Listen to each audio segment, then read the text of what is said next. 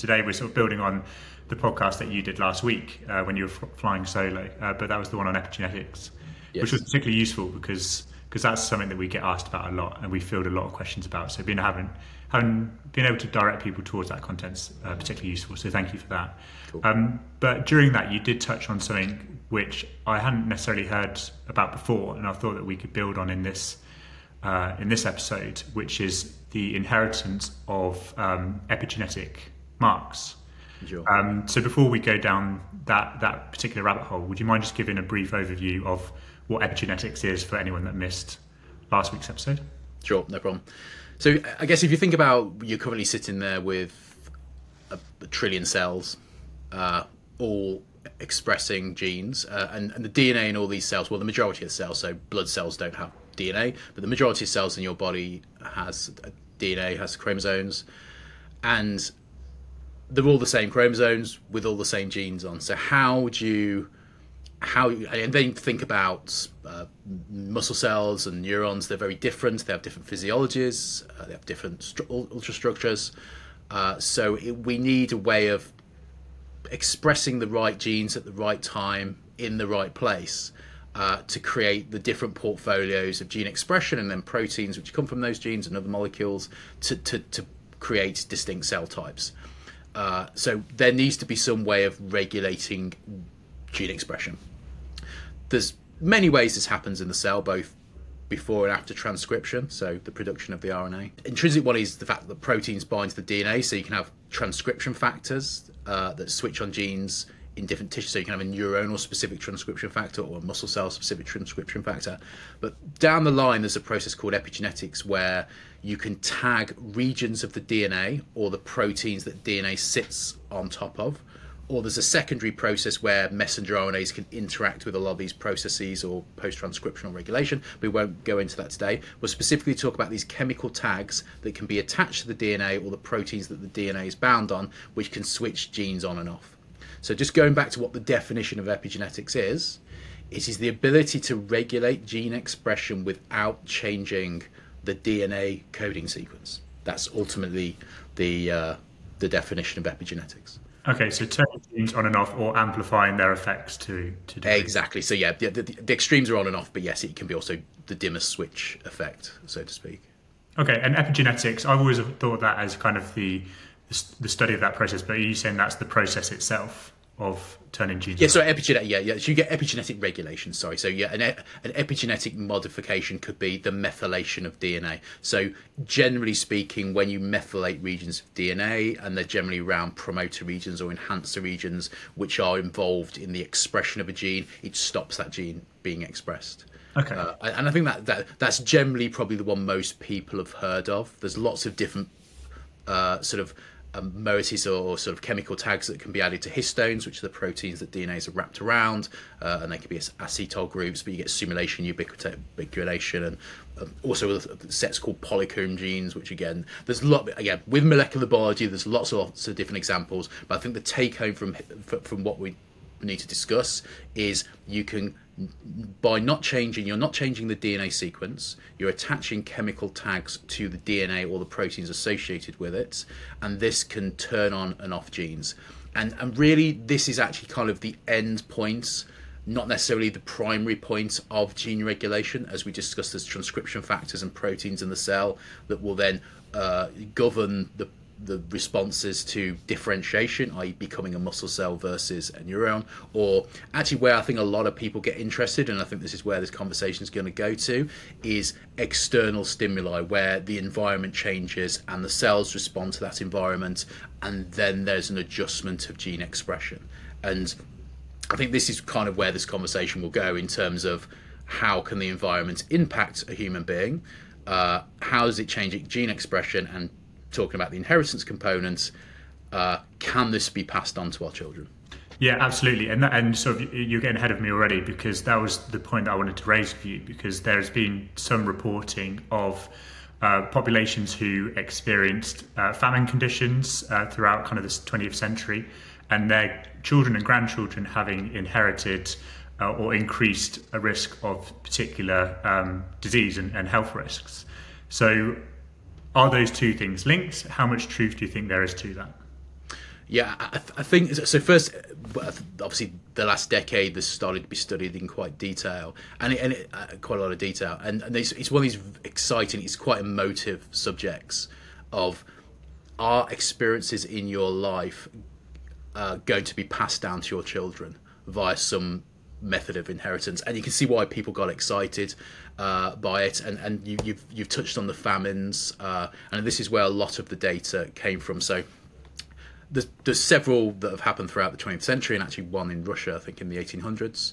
But what happened is you get a significant period of famine, and then what they found is the children, more specifically the grandchildren of a lot of these individuals that experience these sort of quite acute famines, so over a period of a year. The Dutch famine is the one that's, I think, talked about the most, and this was at the end of the Second World War, where there was blockades and food wasn't getting into the Netherlands. And these people suffered quite acute and extreme famines. The offspring of the children of these individuals that experienced it actually displayed a big increase in risk in diabetes, cardiovascular disease, and obesity.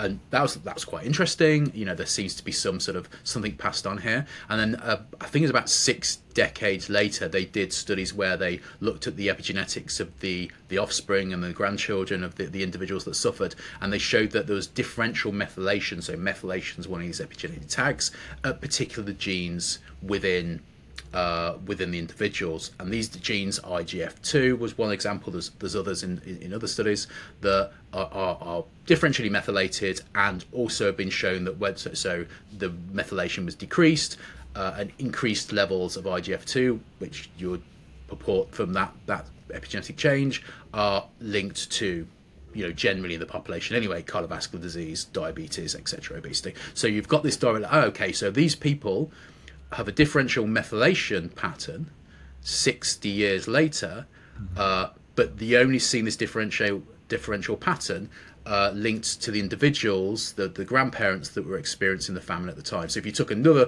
population of people in the Netherlands who were there at the same time but not experiencing the famine and looked at their offspring, you wouldn't see this differential pattern. So there, everyone was like incredibly excited. Here we go, actually throw DNA out the window, all our problems, worries, and traumas are all governed through epigenetics. It's not genetics at all. And there's been other papers, even less robust than the famine papers, that have suggested trauma from the Holocaust and all these other things can be passed on. Trauma in war can be passed on then via this epigenetic mechanism, and different rates of depression and all these different sort of ideas around these experiences that have been subject to our grandparents, that we are still suffering from them today, on the basis of it's epigenetically inherited. We can argue the cultural component, of course, but we're specifically talking about epigenetic inheritance here. So the summary is that that event that happened 60 years prior, that famine, has fundamentally changed the way that genes are expressed in future generations, which is increasing their risk of particular health conditions. Sure, exactly. I think what they then extrapolate out as is this can happen in many different situations. So it's not just famine. It could be trauma.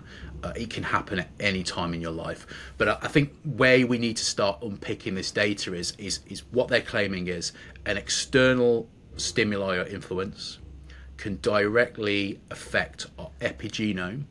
This effect then has to occur in our germline cells, so sperm and egg. So it's not that it's just in your pancreas or your brain or all these other things. It has to be impacting the germline cells, and then that germline epigenetic change is then passed on. So, my next question, I feel like we've already got a response from you on this. Do these examples show that epigenetic marks can be inherited through generations?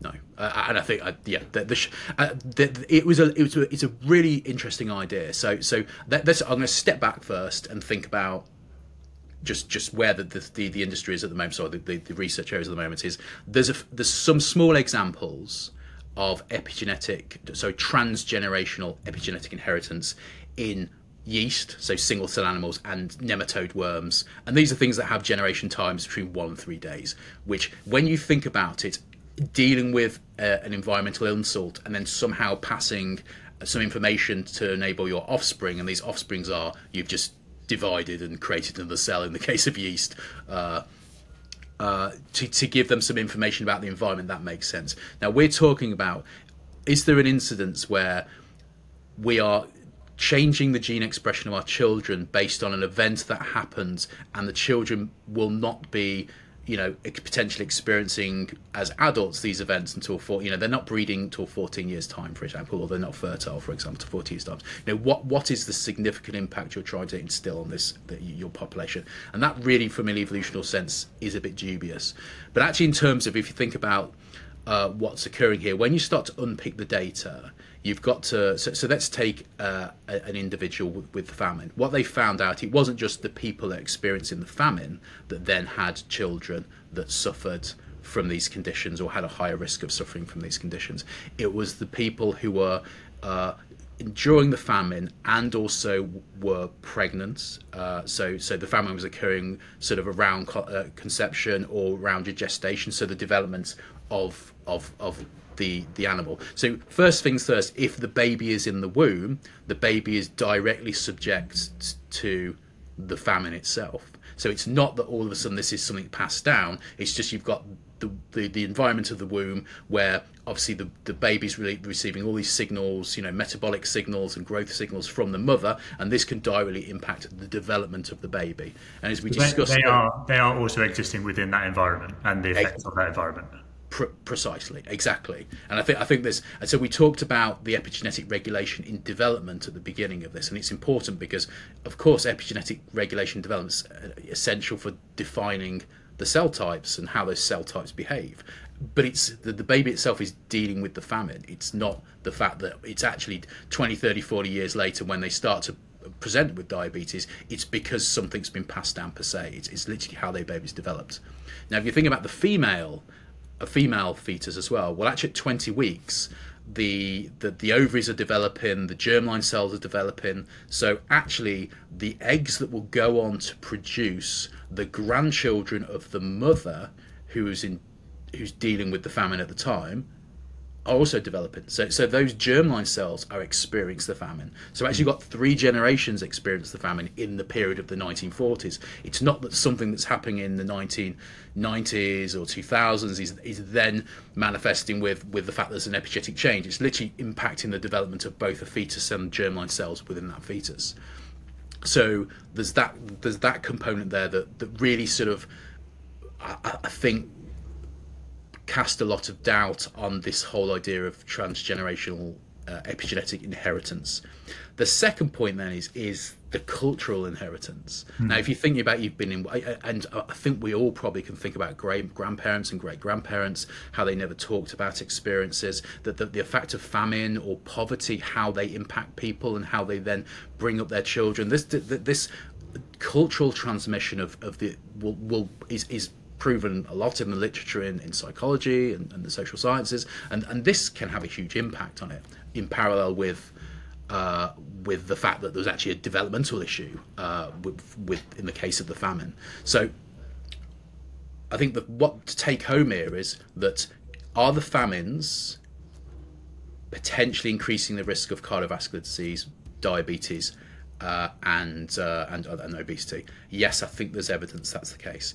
Is this because there is this idea of epigenetic transmission inheritance? No, I don't think it is. I think it's due to the fact that the developmental processes were perturbed at the time, and this has had, and then I guess the fetus will alter its biology to predict potentially scarce environment in the future, or to promote growth in a nutrient limited situation, which then will change the way the fetus is. And we've talked about this before in terms of having shadows, where actually our biology really sets us up to grow, be healthy early in life, and then to be able to procreate. What happens later in life is, subject to other forces that actually I don't think evolution is geared to deal with. So actually what happens probably in the womb is, okay, well, how can I change the gene expression to maximize the chances of this baby surviving?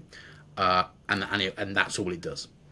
So this is going back to biological trade-offs as we exactly, yeah, and this is when we know, and we can see it in the political environment today, that when there's scarcity, there are bigger trade-offs, because you've got to make hard decisions, and biologically, the humans are evolved to intricately make those trade-offs between the amount of nutrients you have and the ability to develop a fetus.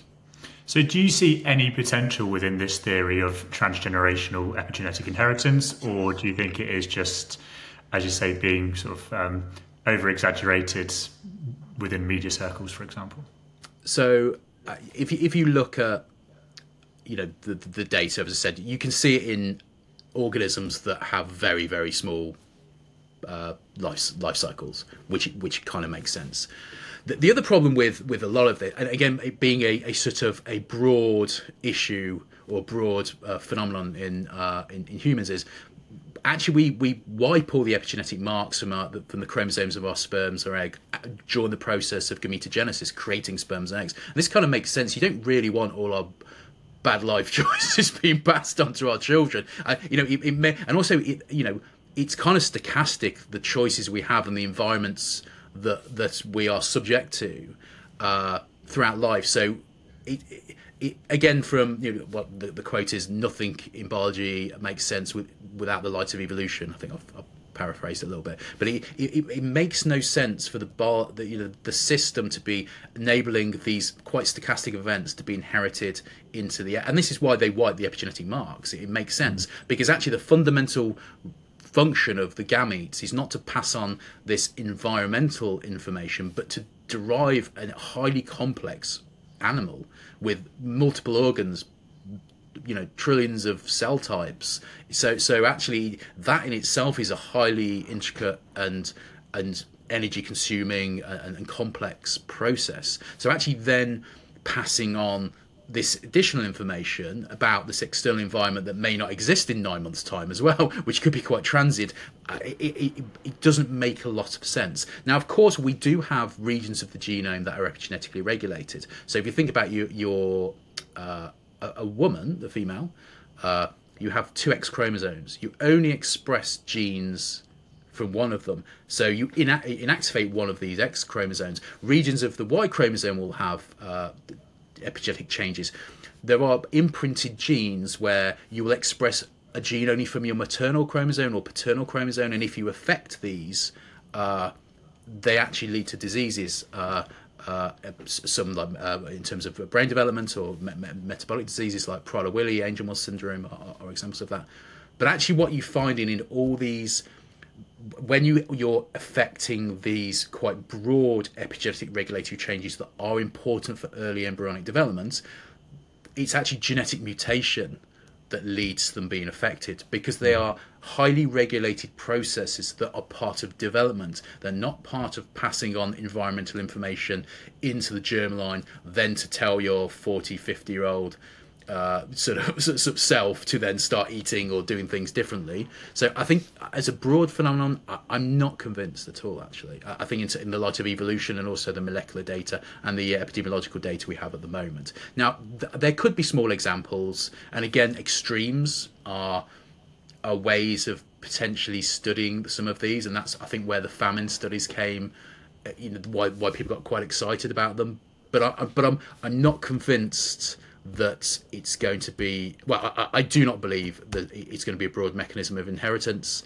and I think in humans and animals with larger gestational periods, I think it's easier to pass on the information through the process of development, where epigenetics is a component and not just to be building these epigenetic marks that are then having some vague impact later in the life of the organism or the person. So if looking at those mutations is a more accurate way of assessing someone's health risks or disease risks, and also combining that with lifestyle data, then doing things like a standard DNA test as opposed to an epigenetic test is probably a more reliable way of making that evaluation? So an epigenetic test is a biomarker. So again, and let's be honest, the epigenetic arrays are in their infancy. They're very good at So let's take a tumour cell, for example. You can see potentially which regions of a tumour cell the genes are being expressed from. You can understand what genes you can target therapy. But the risk associated with that tumour is because of mutations in genes that increase cell division, stops, so you get an increase in genes, or therefore the proteins that drive cell division. You get mutations in the genes that stop cell proliferation and stop them working, and then you get epigenetic rewiring. That changes the transcription networks within the cells, so therefore you get cells proliferating, you get metastasization. So epigenetics is a really good marker for understanding what the cell's state is at the moment. But the things that are driving the pathology to happen are the genetic mutations. And you can think about that in cancer, but you can think about that in obesity as well. And it's one thing people say to me a lot, but what about epigenetics? Actually it's epigenetics that's causing the problems. And the reason that the confusion they're making is because they're using epigenetics as a proxy for the environment. Now, we absolutely know that the environment is a huge factor in chronic disease. Absolutely 100% know that. But where the information will come from, I believe, in understanding disease better, so we still know very little about disease in the general context of all its etiologies, is the genetic environment interactions. It's not going to be epigenetics. It's the gene environment interactions. Well, I've got this series of mutations. What life have I lived? How can then that better predict why I've got disease? And then what sits on top of that actually is the cultural or the other components as well. And epigenetics will fan the flame. So as with tumours, you get the mutations that increase cell division, then this changes the expression patterns in the cells because these transcription factors will be binding and driving cell division. Then epigenetic networks will go, okay, well actually these cells are telling me I want to divide lots. Let's shut down the genes associated with not dividing. Let's increase the rate of the genes associated with producing lots of cells. Therefore, we have a cancer cell. And then we have multiple divisions. So the epigenetics is kind of a secondary component. The primary component is genetics and environment interacting in the first instance. And understanding your genetic mutations and risks along with your environmental risks is the fundamental first step in understanding what your health risks are. And by environment, we also include in lifestyle and that, so the amount of activity you do, the types of food you're eating. And those are the things that you can manage and change to help mitigate those genetic risks as well. Apologize. As a biologist, you kind of got environment and genetics, and environment isn't. It's not just whether you're burning tires outside or you're using fossil fuels. It is the house you live in, the town you live in, what foods you eat if you've worked out. It is the lifestyle that you live and the area you live in, for sure. Yeah. And that's quite reassuring because that's the component that you can manage as well. So that's the bit that you can take change against if you do find that you've got these increased risks. And I think this is why the epigenetics field, because it's quite an emotive field, because when people say genetics, they think, oh, that's it, there's nothing I can do about it. But with epigenetics, there is this idea that I can make change. And this is right, even with genetic risk. Genetic risk is not destiny. It's showing actually potentially where you should be identifying lifestyle change, for example. And I think the attraction of epigenetics was my destiny is in my hands. Now, of course, with a lot of individuals with genetic risk is like hypercholesterolemia. It's quite severe. You've got to be on drugs, really, statins. And I know people don't like the statin word, but for a small subset of society, not just statins, but there's other cholesterol-lowering drugs. You have to do that because of this extreme genetic risk. But for most people, we can unpick their risk, but it comes from their genetic risk and their environmental risk. So absolutely. And all starts with taking a FitnessGenes DNA test. Do you know what? I was just about to say that. Yeah. Well, Stu, really interesting as always. So thank you very much for your time. I think that's a really nice build on last week. I'm sure there's more that we can dive into over the coming weeks as well. So yeah, thanks again and speak soon. Cheers, Alex. Cheers, bye.